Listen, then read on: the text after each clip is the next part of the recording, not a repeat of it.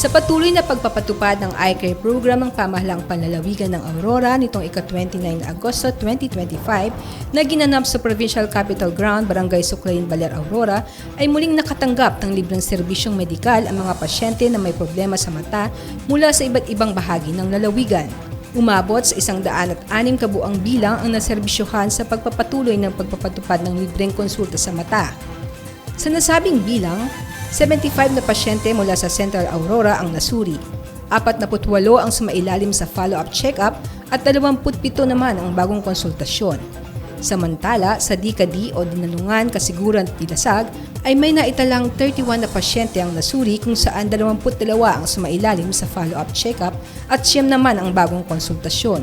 Isinagawa ang programang medikal sa pangunguna ni Nar. Sheila Marie Angara, katuwang si Dr. Sherwin Hernandez at mga kasamahan.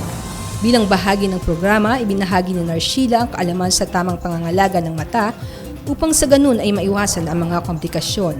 Ang eye care program ay regular na isinasagawa ng pamahalaang panlalawigan ng Aurora upang makapaghatid ng abot-kayang serbisyong medikal para sa mga mamamayan na may problema sa mata tulad ng katarata, pugita at iba pa. Ayon kay Nar. Sheila, nakatakda ang susunod na schedule ng eye care program sa September 12, 2025. Ako si Lynn Robles para sa PGA in Action, all-out serbisyo ng Kapitolyo para sa publiko.